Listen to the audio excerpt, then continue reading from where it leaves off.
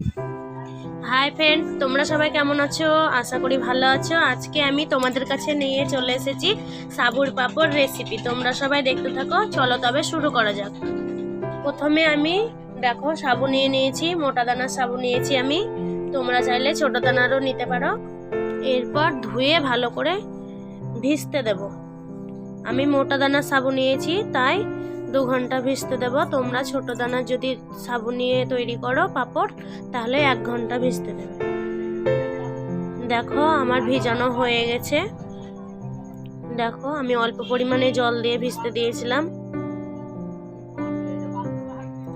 এরপর আমি উপকরণগুলো দেব। পরিমাণ মতো লবণ দেব, কালো জিরে, গোলমরিচের গুঁড়ো দেব, এরপর জোয়ান দেব। ভালো করে চটকিয়ে মাখিয়ে নেব। আমার বাড়িতে গোলমরিচ আর জোয়ান উপকরণগুলো রাখা ছিল তাই আমি দিয়েছি, তোমরা চাইলে না দিতেও পারো।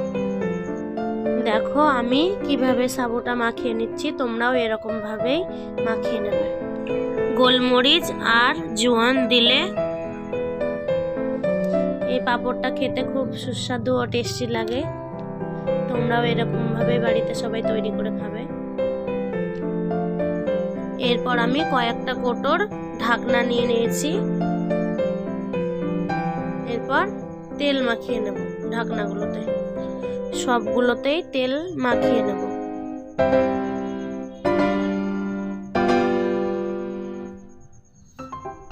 দেখো সবগুলোতে তেল মাখানো হয়ে গেছে।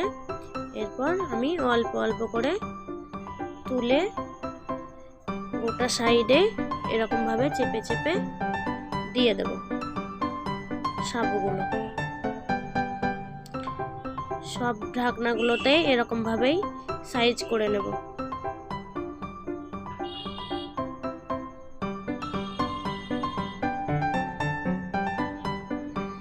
দেখো এরকম ভাবে তোমরাও দেবে।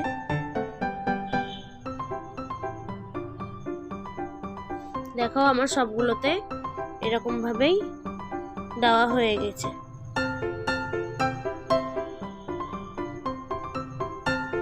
এরপর আমি একটা পাত্রে জল গরম করতে রেখেছিলাম। দেখো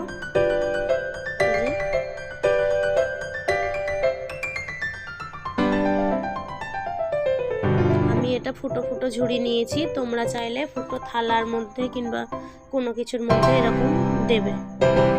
দেখো এবার ঢাকনাগুলো একটা একটা করে বসিয়ে দেব। এরপর ওর উপরে আর একটা আমি ঢাকা চাপিয়ে দেব, ভাপে ভাপে সেদ্ধ হবে। আমি এরকম করেই সবগুলো তৈরি করে নেব।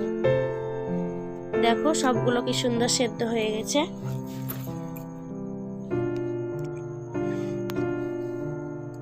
দেখো সেদ্ধ হয়ে গেছে।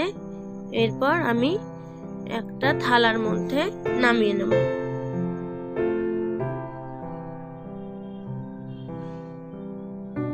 দেখো আমি একটা একটা করে নামিয়ে নিচ্ছি।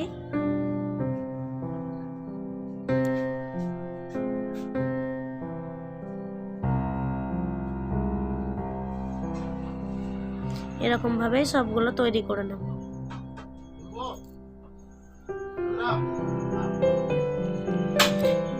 এরপর আমি উল্টে একটু ঠোকা দিয়ে নেব যাতে পাঁপড়গুলো ভালোভাবে ছেড়ে যায়। দেখো আমার ছেড়ে গেছে, কি সুন্দর হয়েছে পাঁপড়গুলো।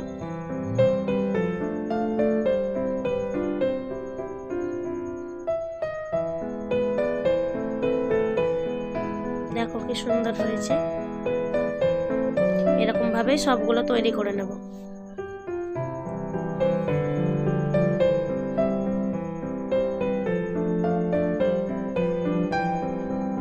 দেখো সবগুলো তৈরি করে নিয়েছি এরকম ভাবেই।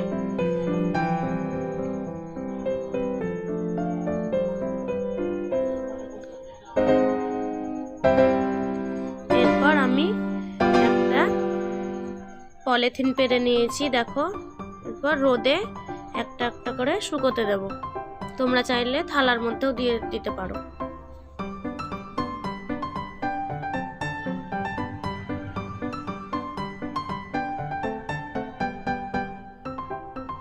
দেখো শুকিয়ে গেছে, ভালোভাবে তুলে নিয়েছি। এরপর কড়াইয়ে তেল দিয়ে ভেজে নেব একটা একটা করে।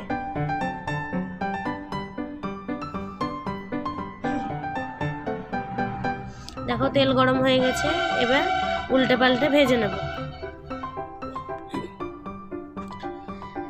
পাঁপড়টা খেতে খুবই সুস্বাদু ও মুচমুচে হয়। তোমরাও বাড়িতে এরকম ভাবে তৈরি করে খাবে, আশা করি খুব ভালো লাগবে। ভালো লাগলে অবশ্যই লাইক, কমেন্ট, শেয়ার করে সাবস্ক্রাইব করে আমার পাশে থাকবে।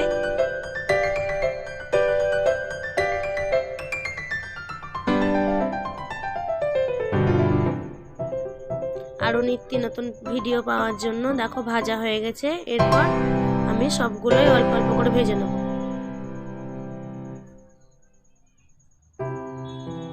তোমরা এরকম ভাবে সবাই তৈরি করে খাবে বাড়িতে, আশা করি খুবই ভালো লাগবে।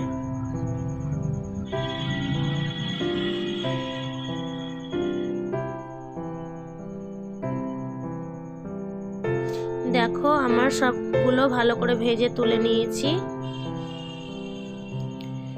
তোমরা এই পাঁপড় শুকনো করে অনেক দিনই কোটোতে ভরে রেখে খেতে পারো, অল্প অল্প করে তেলে ভেজে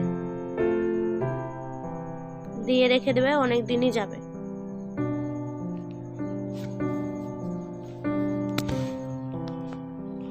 দেখো কি সুন্দর হয়েছে, মুচমুচে মুচমুচে ভাজা।